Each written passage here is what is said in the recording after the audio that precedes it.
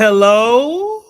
All right, let's see if this thing working, man. Hey, man, listen, y'all. We gonna build this plane while it's in the air, man. You know what I mean? That weather get terrible, man. You know what I'm saying? Stuff be happening around here, but it's all good.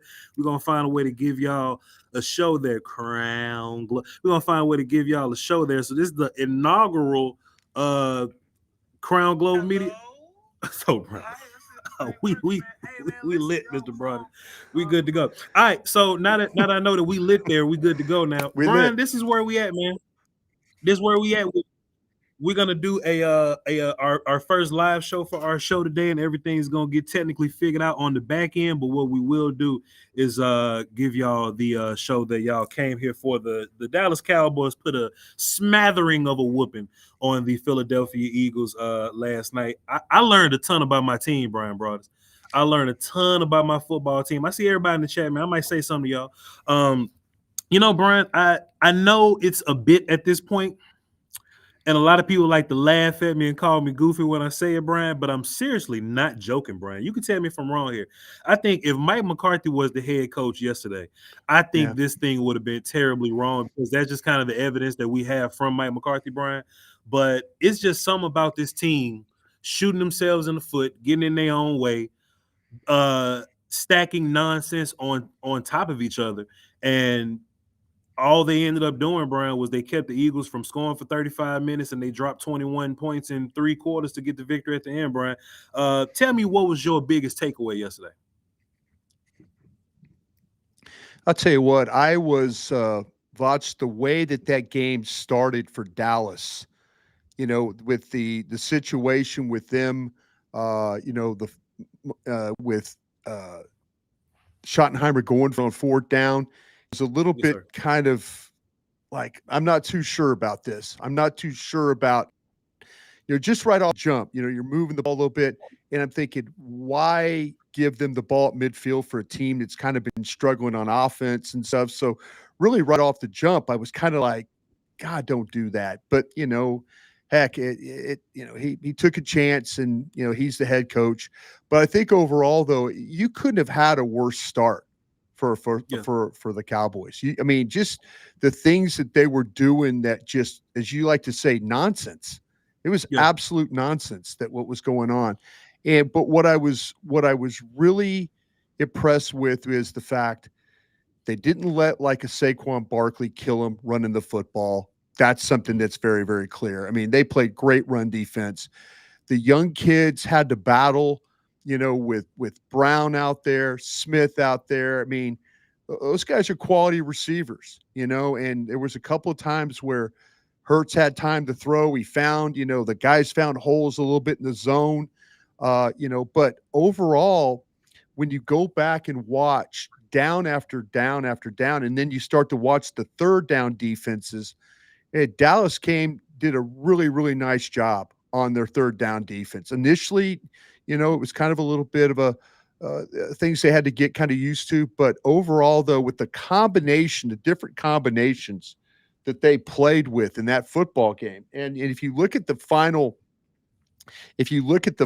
play, who all was on the field, just in coverage on the 3rd and 2 that ended up being the sack, Ravel had Smith, Bland had Brown, Hooker had Dallas Goedert, Bridges had Dotson, and then you're in a situation where Wilson was your free safety. So, you're thinking 3rd and 2 and you're trying to get off the field in a key situation. A lot of guys had to play, man. They used a lot of guys on defense to make that thing work. And I know I've been very critical of Eberflus. I know you like to directly talk to him yourself. But man, you got to, they hung in there. They hung in there. The effort they gave to get the sack, to get off the field on 3rd down, to create some pressure, to play some coverages, to force some bad throws. It took a huge effort defensively to make that all work. Bryan, I'm sitting here at Crown Global Media headquarters. We doing it impromptu. I just wanted to sit back and let people take a look at some of the scenery there, Bryan. I'm a little more of a homer than you are, Bryan. You like to keep it real, cut and dry with mine. I like to put a little more hyperbole on mine. Bryan, you was supposed to beat the shit out of the Eagles twice this year. I'm just keeping it a buck with you, but you kind of got in your own way. Sure. You Sure. if you would have played a clean football game, Cowboy fan Voch says you're supposed to beat the shit out of the Eagles. I think we had a conversation about trenches coming into this game. If AJ Brown gets off, all right, cool. And it did happen. If Devontae Smith makes a big catch, all right, fine. But we felt like if you deal with the run game and you can control trenches, you'll be good to go. If that doesn't get killed and you don't let Saquon run all over you, then you have a great chance to win this football game, Bryan. And looking back over the film this morning, because I got to watch the film early, because you're gonna watch your film early because you're a maniac. I think your Cowboys interior did a phenomenal job dealing with the Eagles defensive interior. Terrence Steele did a phenomenal job against Jalen Phillips, not getting us killed. Tyler Guyton had a bit of a rough day. Nate Thomas came in, did his thing. That was cool. Dak really didn't get, whoop pass rush wise.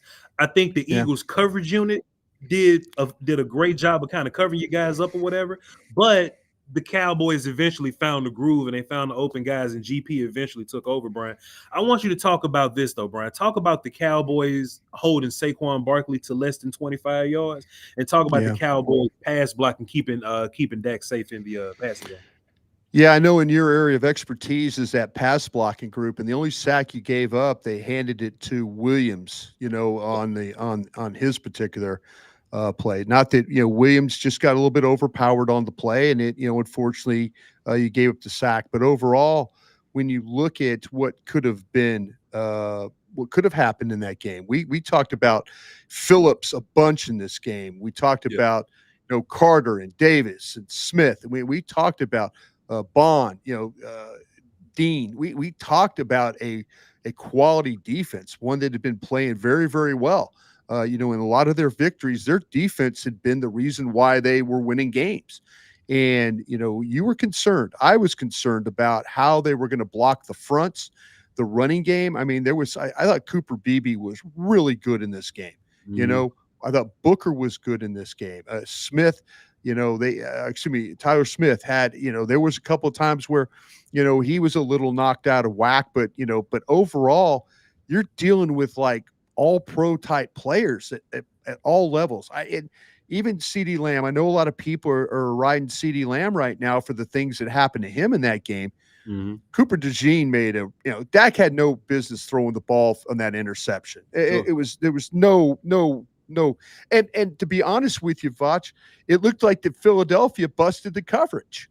It looked like that they had a little bit of a busted coverage situation. So, it's kind of crazy that that they were able to kind of fight through.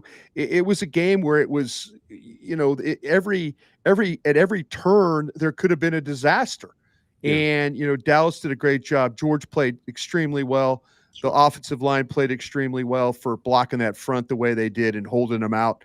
The running game was where it needed to be, with Malik Davis, with Williams. I mean, they showed some actual balance, running the ball. But man, I'll tell you what, that crew is not easy to deal with. That defense is not, and Dallas, for their own defense to hold up as well as they did, and then have the opportunity to win the game. I think that's something you've been asking for. Just give me a defense that could hold me in a game until I find a way to win it. Yeah. And yesterday you got that against a very difficult team. Man, Bryan Broaddus, I just want to say one more thing about this defense before I gloat about GP and Dak Prescott for a little bit. Yeah. I made a tweet last night. And man, Bryan, I couldn't help but to think about Ben Barnwell and all the people at ESPN. Buddy Boy that gave us the F for the Quinnion Williams trade, Bryan. There's a lot of people that care way too much about that 26 second and that 27 first, Bryan Broaddus. Let me tell you something. I looked at the analytics, Bryan, and I don't look at analytics at all. I got this from you. Let me put my hood on. I say this, Bryan, with my O-line masterminds on today. Bryan, Quinnion Williams generated a career high 8 pressures on 30 pass rushes. That means he got pressure at 26.7% of the time. So for every 4 dropbacks, and Jalen Hurts dropped back the bunch, for every 4 dropbacks, Quinnion Williams was just right there. All of Williams' pressures came in one-on-one situations, Bryan Broaddus. One-on-one situations, Bryan Broaddus. And he caused pressure, and he was the second lowest average time. So that means the pressure's happening fast at 2.5 yards. Brian, let me tell you something, man. Let me fix my hoodie on camera. Let me tell you something, man.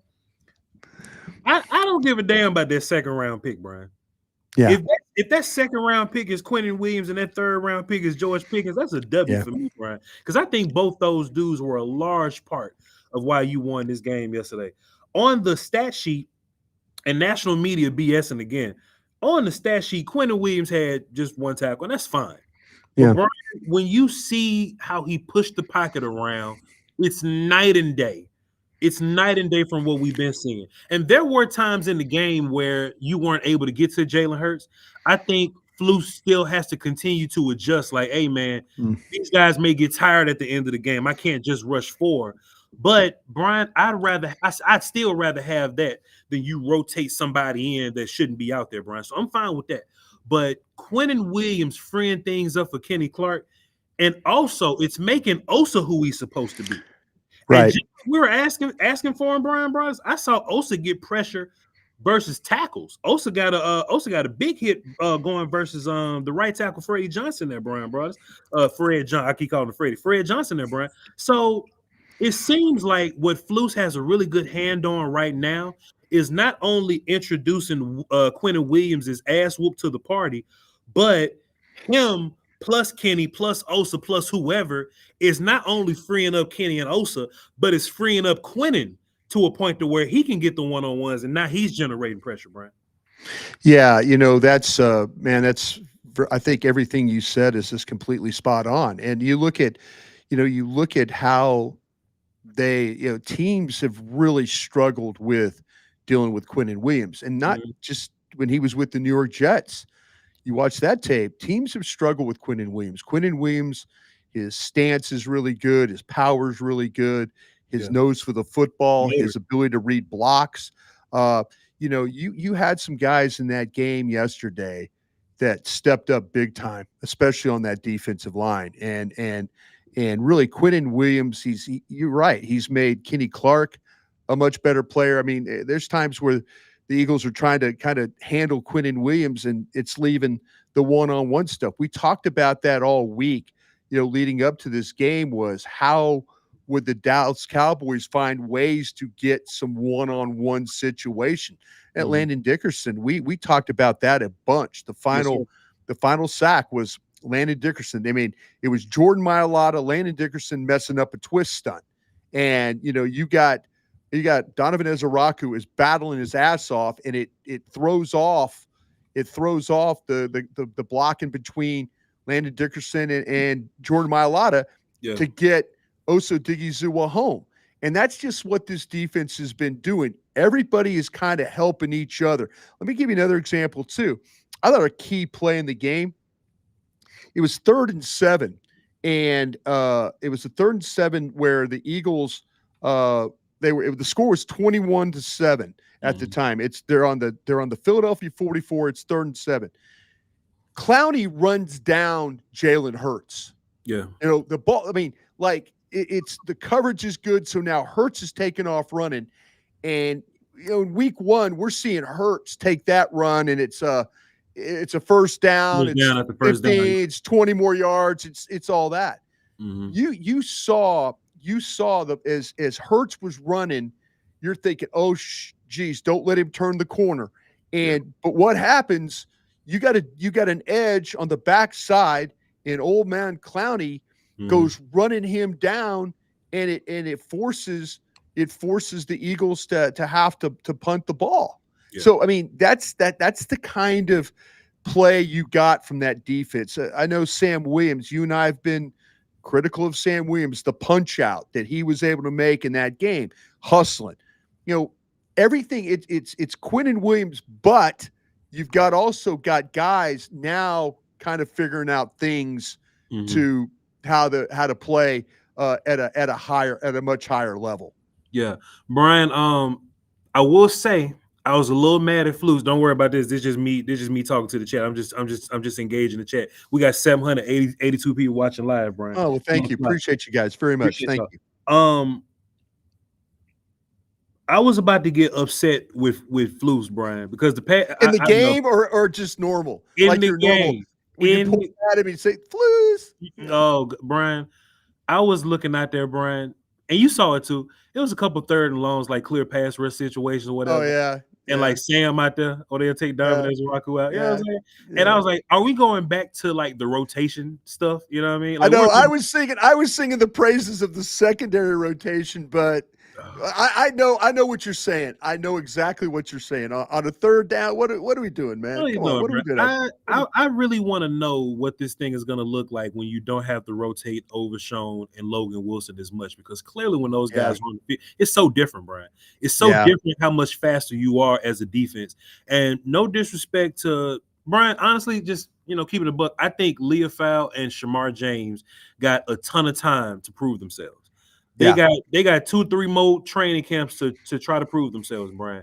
Now's not the time. If you're trying to go on a run to get to the postseason, I don't need to see a whole bunch of Maris. I don't need to see a whole bunch of Shamar James or even Kenny Murray for that matter. If you want to play Kenny as Sam, or maybe rotate him in every now and then, I don't hate that at all. Whatever. But this thing should be majority Overshown, Logan Wilson. This should be majority your 3 interior tackles. Solomon can get down to, I don't mind. As far as your edges go, maybe because of the Clowney injury, maybe that's why we saw so much Sam and Dante Fowler. Sure. And maybe they're trying to save those guys for the next 2 games. But if you lose this game to the Eagles, that don't even matter. You know what I'm saying? Matter. Don't matter. You might as well just run those guys out there. I saw a lot of Wheezy. I just want us to just get back. You know it. That's why you laugh, because you know it made me sick, Brian. I just want us to just get back to just leaving the best guys out there, Brian. You could have really beat the shot at the Eagles yesterday. You could have real bad. Penalties here and there, just dumb stuff. Brian, I think the Cowboys learned how to play cleaner football yesterday, because we've always seen the Eagles do this. Like, they always have a nonsensical game, but what they don't do is rotate a whole bunch of their third string guys in, Brian. But I think over time that'll get better. But this is a huge confidence boost for you Cowboys. Brian, let me ask you a question. Voch says this, sure, and I'm gonna be asking this on every platform that I'm on today. Do you grade Dak Prescott's performance on a curve, considering the Eagles defense and what they are? I've seen a lot of people on socials. It seems like they were kind of critical of that. Mm-hmm.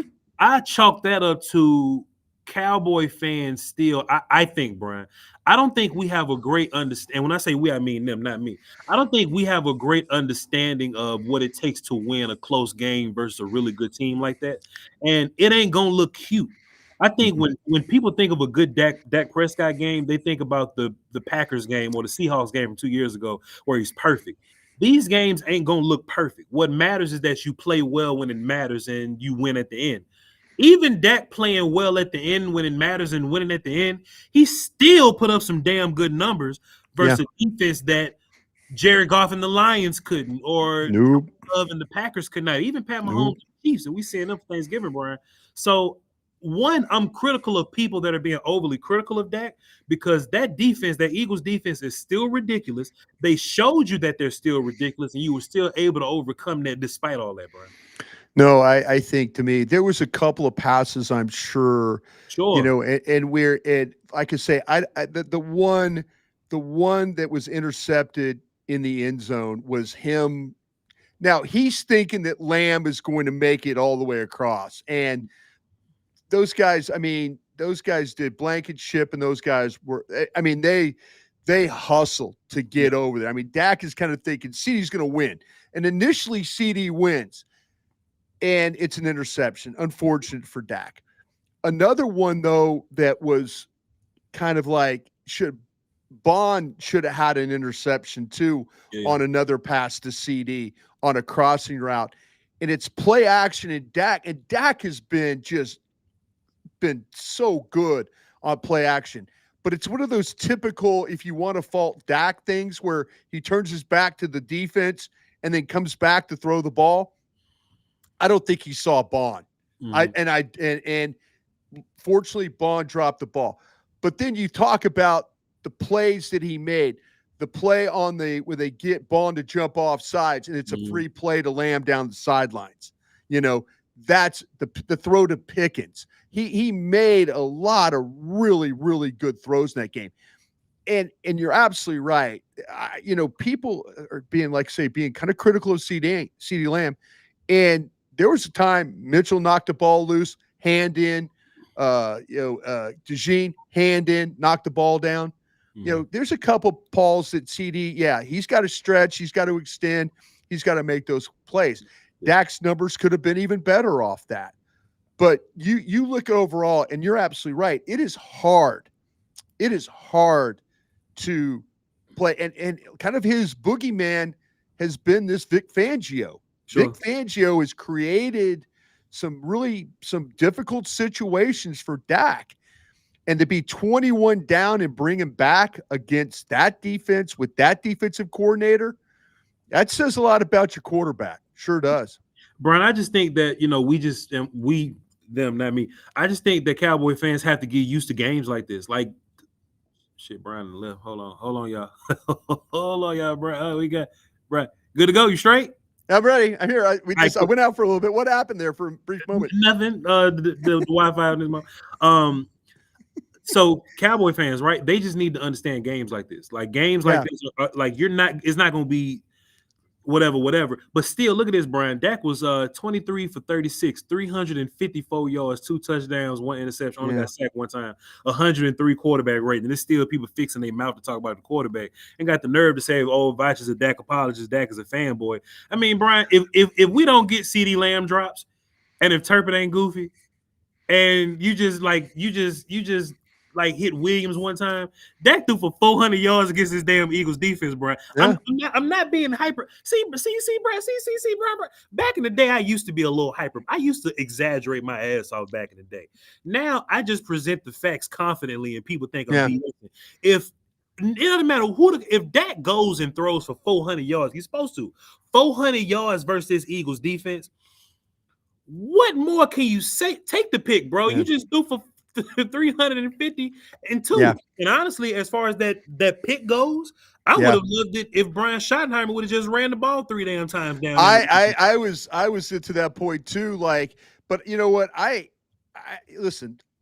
People being critical of CD. If you look at the route, he wins. He's flying, and then they rally. That just shows you the kind of defense that the Eagles have, and so.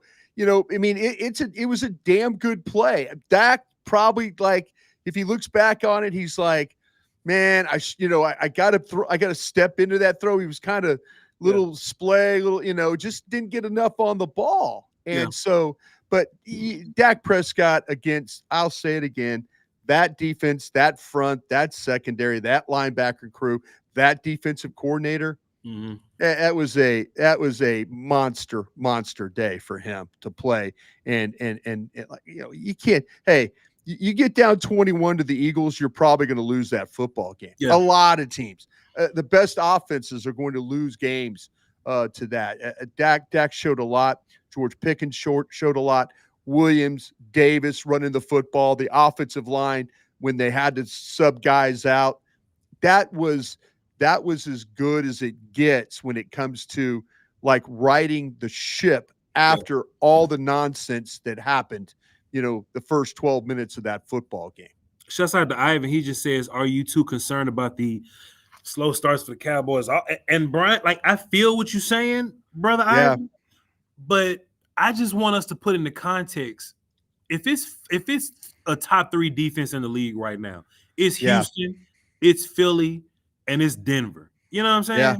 No, the Lions scored 9 points against them people. And the Lions are a boogeyman to you right now. Cowboy fans fear the Lions right now offensively. They put 9 points up on them cats. So, if you want to go back to, some other game and be like, well, yeah, maybe I want us to score quicker versus the Raiders or whatever. But this game, if the score was 10-10 at the end of the third quarter, I understand. Because that's just who you're dealing with. This defense, Brian, and you got to really watch them on film multiple games to see how they really take teams away. They take your best guys away. They got multiple dudes that can cover, and they beat the shit out you in the middle with That's Jalen right. Carter, Morrow, Ojimo, Jordan. They Yeah. beat the hell out you in the middle, and then they add Jalen Phillips. Man, if you don't score till the fourth quarter, that's a W. You know what I'm saying? You still get away with that. But the fact that you were able to put up 24 points in 35 minutes, this game in particular, I care nothing about a slow start because to keep it a buck with you, these games coming up, it's probably gonna be a slow start versus the Chiefs. It's probably gonna be a slow start versus the Lions. But think about how you finish more so. Brian, let me ask you this. So Yes, sir. The Cowboys do their thing on defense versus the Raiders. General population said it's just the Raiders. All right, cool bet. You do your thing defensively versus the Eagles towards the end of the game. You make your adjustments. You hold them to whatever. I bet. What do you say to the people like Voch that still feel like the Eagles offense kind of goofy and trash anyway, and all this kind of stuff? But when you go against teams like the Chiefs and the Lions, that you're going to need a little bit more from your defense. Like, how do you respond to that, Brian? Do you think this defense is going to keep getting better throughout the year, and maybe we can kind of count on these guys to see if we can, run the table a little bit? Please go ahead. Yeah, no, I think where you're going to get better is in the secondary. For sure. I think that with Ravel, with Carson, I still think you are who you are at safety. But if you listen, Diggs probably not this week. Diggs, Detroit, possibility. Listen, what kind of guy, what kind of attitude is Diggs going to want to step in and want to play? He can help. Give me as many of these corners that can cover. I mean, that's what it's going to come down to. You're going to need to find a way. Your pass rush, you're getting that middle push. You're getting some of your young guys. As Araku is getting an understanding. It looks like Oso Digizu was kind of a different guy the way he's played the last couple of weeks. I think this defense can get better because I think the linebackers, I think with Overshown, and I think with Wilson, those guys are clear upgrades right now. Those are clear upgrades. So how you're playing with those linebackers, the inside push, and this secondary with the corners and the way that they're getting experience every week now. And it's another challenge this week against Kansas City. And then it's going to be another challenge for a week after that. And then wait till Minnesota comes rolling in there with Justin Jefferson and guys. It's not going to get easy. But I do feel like this group can improve as they play more. There's going to be more understanding of where they need to be in zone, how they play man, the more routes they see. I just like the young kids playing right now. I really, really do. And it's not going to be easy. That Philadelphia's receiver. You see that damn catch that Smith made yesterday? Yeah. Tracking the ball the way he did. I mean, God dang, Carson's in good shape. Yeah. That ball, he tracks it, and you're going to be playing against. You're going to give up some plays. Yeah. But you know what? We're not seeing guys wide ass open, busted assignments for a young group of guys, and I think they're only going to get better that way. Brian, I got one last thing for you, then we're gonna wrap it up and run the .com, man. I tell you what, Brian, CeeDee Lamb is still an elite receiver. Yeah. You're gonna need him down the stretch. You're gonna need him. It seems like it's weird in these Eagles games. I don't think CeeDee Lamb's gonna be weird versus everybody. I don't think it's gonna take much for him to get right back on track, Brian. But boy, GP, George Pickens. Yeah. Pickens just seems to be a guy, no matter how stressful it is, right? No matter how covered he is, right? If the game tight, you need a big play. It just seems like you could just go to that guy, Brian. Yeah. And I wonder if in the game, and I hope this is the case, I wonder if Shotty felt. You always say this, Brian, as a coach, you got to understand the state of your team or whatever. State of your team, yeah. I wonder if Shotty at some point went, man, CD, we love you, and we're going to need you one day. But Pickens is the way out of this hole right now. Yeah. And that ended up being what happened, Brian. Like, you ended up feeding Pickens. At some point, I wonder, Brian, did Shotty go, okay, let me stop being cute with this Turpin stuff. Let's not do this. CD, I love you. Now's not the time. GP, get us out of this. And we focused on GP, and GP didn't blink at all. He didn't flinch, Brian. He got us out that hole, and he's like, he was the guy for when you needed him. I was blown away, Brian. Talk to us about George Pickens. I think that George Pickens is, I think we're starting to see what we really have, I think, all year. We had a chance to talk to George Pickens in training camp.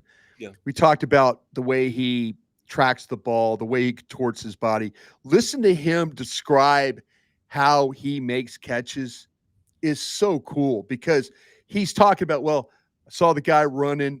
I knew I had a chance with him running. I knew I had a little separation. I was able to go up. I knew I'd make the ball. I could go get the ball. I knew the guy was coming from the other side. I knew I had him in place, so I knew I could jump. The way he goes through every opportunity that he gets, it's so like you're like going, I get it. I get why this guy makes every damn play because the way he describes it and the way he walks us through it, that's his process. It's not, just, thank God I caught the ball. Dak laid it up for me. No, he knows when he goes to get a ball, how to go get that ball, how to attack the ball, how to high point the ball, how to keep the defender, how to run the route. He knows all that stuff. Yeah. And he's finally got a quarterback. It's similar to what we saw in Georgia. He's got a quarterback that could get him the ball, a quarterback that could throw it to him on the run, a quarterback that hits him on the slant. There was none bigger play than that slant that he had to get in the field goal range. For sure. I mean, everybody in the damn stadium knew where the ball was going. I mean, I'm sitting there with Zach Wolchuk, and like Zach goes, he's got to throw the ball to Pickens here, doesn't he? And I'm like, yeah, get ready for the slant. Here it comes. And that's just the kind of guy. And you know what? You could watch the Eagle defenders. They were having problems with him.